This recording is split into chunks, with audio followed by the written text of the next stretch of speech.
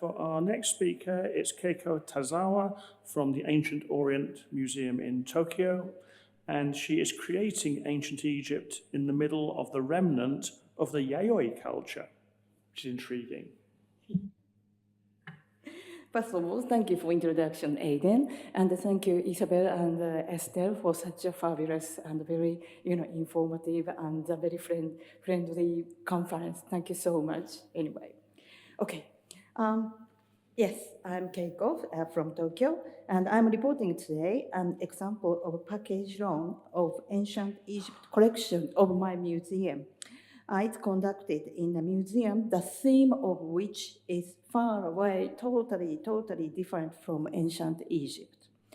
This would be a refurbishment, not for my museum space, not for my museum space, but we could make a contribution to a refurbishment in another museum. And furthermore, we got a really unexpected outcome, actually. We could realize by ourselves the new value of our own object, as mentioned in the concluding remarks.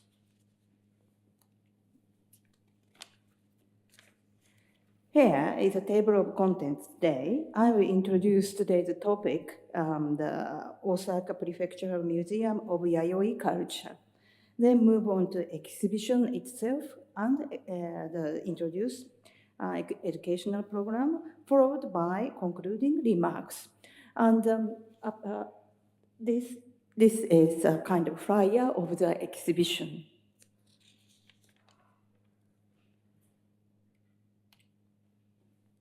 Right. This paper, as I said, reports on a special exhibition on ancient Egypt held in 2018 at the museum, roughly main theme of which is ancient Japanese history, especially Yayoi period. You can see the Yayoi period here. I think many of you know Jomon period, and after that, Yayoi period followed.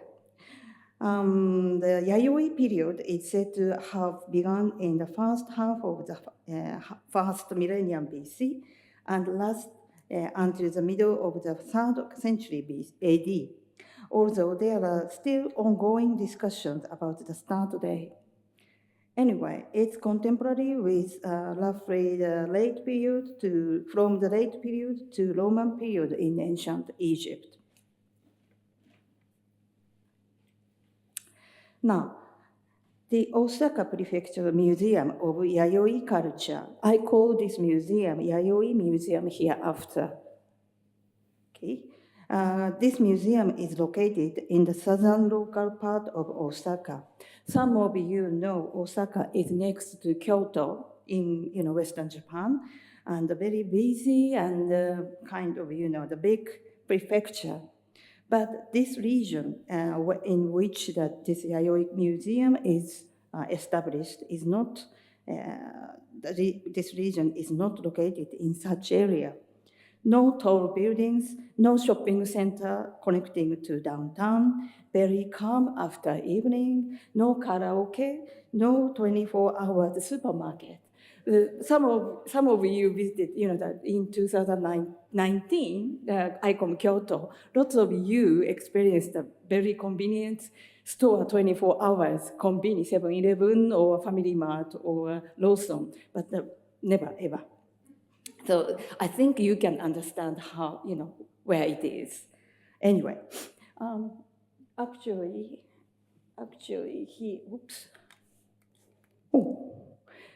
here is Tokyo, and here is Osaka, and Izumi City is a place in which this Yayoi Museum located. Anyway, this museum opened in 1992 at a site next to the well-known historical site, Ikegami-Sone. The Ikegami-Sone site is a moat encircling settlement site dating from the middle of Yayoi period, roughly during the second half of the first millennium BC.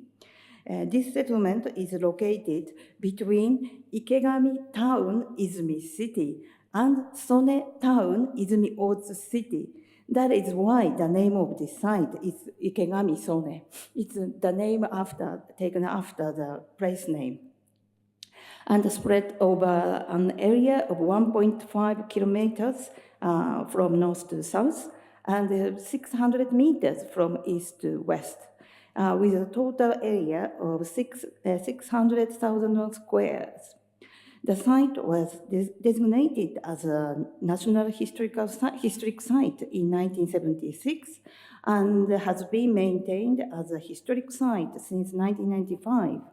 You can see the upper left. Here, this is raised floor style building in front of the Osaka Prefecture Yayoi Museum. This is a very typical of style of building of Yayoi period. And the next picture that is a bell-shaped bronze vessel. This shaped bronze vessel is actually unique to Yayoi period. So the Yayoi period is this has this characteristic and totally different from ancient Egypt, I think. Yeah, and then the museums specialized in the Yayoi period and also served as a guidance facility for the Ikegami Sone historical sites. Since its opening, the museum has been presenting the characteristics and attractions of the Yayoi culture with permanent and special exhibitions, various lectures and symposiums, and workshops on the Yayoi period and other topics. In addition, the museum has also organized special exhibitions related to the surrounding area. We call this area a Senshu, like a kind of Catalonia or things like that. And many other events, including museum concert.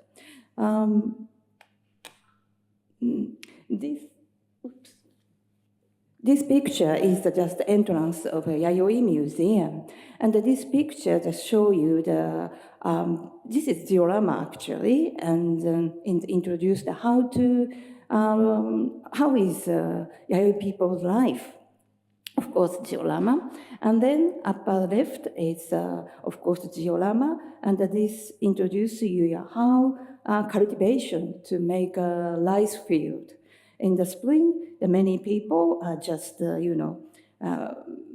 make the soil much better for rice growing. And then finally, they harvest the rice in the autumn. This is Yayoi period. And So, why Egyptian exhibition in this museum, in Yayoi Museum? The answer is very simple, not complicated. The curator whose research theme is Yayoi period spontaneously visited my museum and was just inspired to hold the exhibition on his exhibitions on Western Asia and Egypt in his museum for local people. As I said before, even it's in Osaka, but not so close to central part of Osaka. So that's why he wanted to have the same make local people more, provide the local people with a more worldwide, knowledge or information or things like that. But due to space limitation, it was impossible to hold both together. I mean, Western Asia exhibition and Egypt exhibition. So then, Western Asia exhibition first. My museum has a lot object from Mesopotamia, Iraq, Syria, some Israel, some from Israel, that's why we organized the Western Asia exhibition first. Then we did an exhibition for ancient Egypt. The exhibition titled Discovery Ancient Egypt, 7 Secrets. Many Japanese like just the word secrets. And the latest result of research was held from 24th September to 16th December 2018 in the special exhibition room of Yayoi Museum. As the map shows you, my Yayoi Museum has 2 permanent exhibition rooms here and here, and during the exhibition of ancient Egypt, this room is still for permanent exhibition with a diorama of Yayoi period people. And the Egyptian exhibition was held this room, the special exhibition room. Okay. This exhibition was also supported by Egyptian Tourism Authority in Japan and Izumi City, Izumi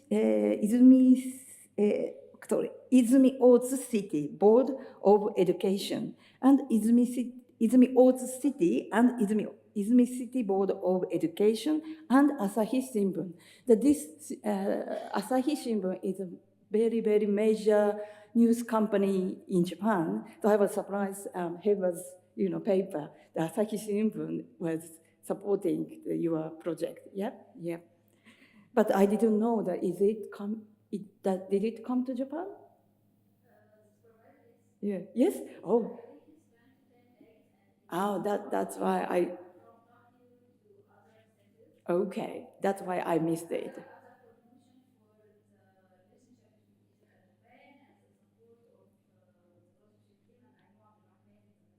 Okay, thank you. Okay, back to my paper. Okay. So that's why I was requested to attend the opening ceremony. I was here and here, but this character is not from my museum. This is the original character of Yayoi Museum. So don't care about it. Anyway, all right. The exhibition consisted mainly of the exhibition object and the labels, and also supplementary materials such as photographic panel taken in the Suiban area, replicas, and hands-on goods from the Ancient Orient Museum, Tokyo. Hereafter, I call my museum AOM. You can, sorry, it's really small, but this is, this one is a photographic panel, so we use them as a supplementary materials for our exhibition. And Yayoi Museum, in addition, Yayoi Museum borrowed some objects which were lack of my museum, AOM, from Tokai University in Kanagawa Prefecture and Tenri University Sankokan Museum in Nara Prefecture. And it was an interesting experiment to display some original pictures or drawing of well-known Japanese manga, Oke no Monsho, this one. And the English name is Royal Coat of Arms. The author was inspired by ancient Egypt, which is a long-time sailor manga for nearly 50 years with 70 volumes. Many Egyptologists, especially female Egyptologists, are inspired by this manga, but not including me. But anyway, story is very simple. Ancient Egypt is the main setting. The main character, Carol, the American girl, makes time sweep from the present day, and various characteristics, stories, and special speculations of a surrounding area are all interwoven.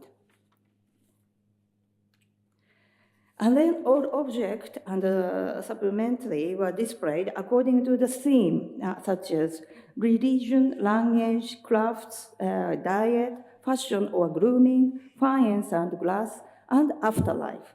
The upper left is a model created by AOM. This is based on the Derer Medina. And then just to show the audience, the ancient Egyptian, how type of houses the Egyptians lived. And next to upper right, it's a kind of Tutankhamun's 5 coffins, 2 to 5 coffins displaying how they were nested. And in front of it, here, it's replicas of Tutu's mummies. And this is actually real mummies, not real mummy, and how do you say, they're donated by one of organizers of, remember World Circulating Tutankhamun's exhibition. After New York, it came to Japan, and one of organizers, this very famous TV company, just donated to my museum because they don't need any more. Wow, okay, we could use it as an educational program or something. That's why we have it. And here is the replica of Rosetta Stone, and the panel again. And this is a replica of Carl Fu Mills. And many Japanese don't know how, the ancient Egyptian people cook the bread or something else. And next to girls, this is just try to imitate the British Museum object, the bread, some kinds of bread. The Egyptian people has lots of type of bread, so that's why it is good idea to introduce everything, every type of the bread. And lower left, it's just wooden panel again, and the real object, of course, is displayed in the showcase. The wooden pot panel were displayed effectively to make audience imagine ancient Egypt much more easily and clearly. And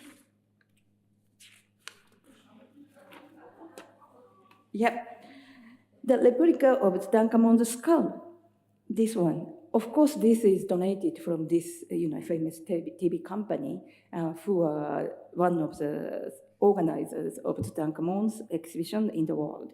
But anyway, based on this replica is made based on 3D data created by scanning.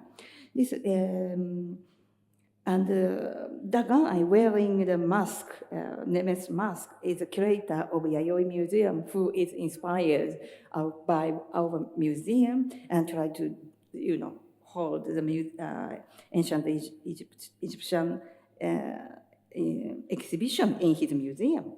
He was in charge of this. That's why he was in charge of this exhibition, and he enthusiastically promoted the exhibition like this very, very often. And Yayoi Museum, SNN, the Facebook or Instagram or X, but at the time Twitter. And the upper left,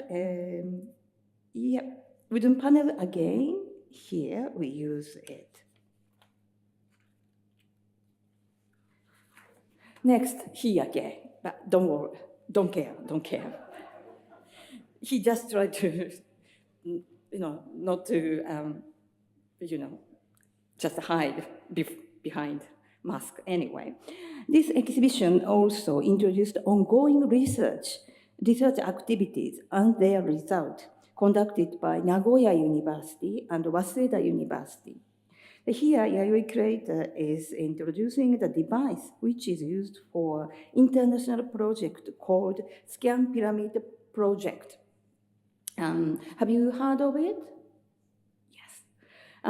This device used for a measure of cosmic ray, and so it's real one, and we could touch it and used by the courtesy of the Nagoya University. So the audience enjoyed the real ancient Egyptian object, and then another aspect of ancient Egypt by its composed exhibition.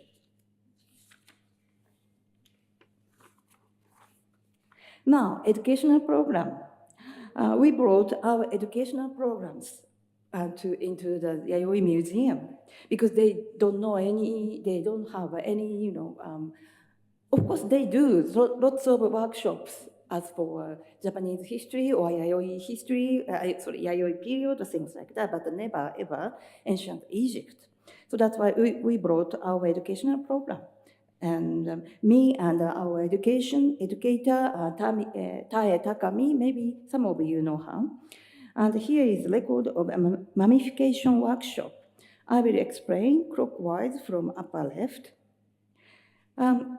In this program, we conduct 2 groups. Each group has almost 10 participants, and they are assigned to various tasks, such as cutting left side of abdomen, or we just imitate. Don't cut really. But anyway, they take stomach, lung, and liver, and intense things out of It's kind of just iron, not real one, of course, yes. And bandage or something else.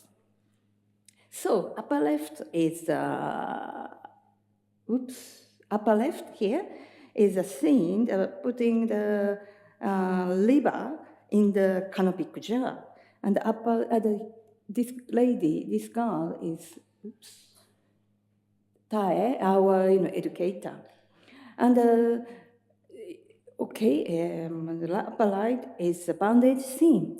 I think normally we did this workshop for kids, but sometimes very, very young kids wanted to join, wanted to participate. In such case, we ask the parents, mom and dad, please help your kids. So that's why mom is helping for her daughter. It's bandage thing. Lower right, after bandage, amulets are put on the deceased, on the stomach or body. The finally mummification is completed by some ritual conducted by Anubis priest to boys, and semi-priest to kids, girls and boy. So it's I think it takes less than 1 year program, but we wrote this educational program. Also, other things are here. Yes, Guy again. But anyway, other things are hieroglyphic workshop and trial of ancient Egyptian costume, and the Hassol, the crown and white crown or Osiris crown, and red crown behind here, and the Nemes cross, and also colors are included. Color means, the here, included. And the upper line, the left one is showed a kind of hieroglyphic workshop. We made a Japanese alphabet, so just try to write down your name in hieroglyphic. So it's really popular section, and from kids to adult or aged people try to write down their name by hieroglyphic, and they of course could take them with them after doing that. And in addition, of course, we did we conducted some lectures, not only by me, but a specialist of metallurgy from my museum. So he, gave a talk about, actually he is not Egyptologist, but he gave a talk about, metallurgy in ancient Egypt. And you can, it's dark, so I don't think you can see, but this room is for 195 people, but actually more than 200 people join us. So that's why quickly they made the next room as a satellite. So we used the TV, connected projector, So that's why more than, I think, 250 people came to attend this, my lecture and his lecture, my colleague's lecture. Right, I just introduced very quickly and roughly, but I'm going to concluding remarks. Our special cooperation with this exhibition has made us aware of the new value of our own materials or object and supporting materials, such as replica and photo panels and so on.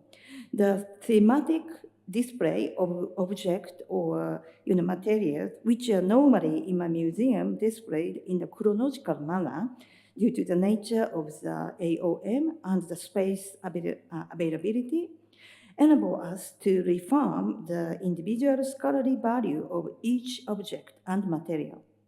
This was a product or outcome that we had never ever anticipated at the outset. And in addition, we are proud to have been able to provide local people in Osaka who don't normally have access so easily to ancient Egyptian material or educational programs with the opportunity to come into contact with them.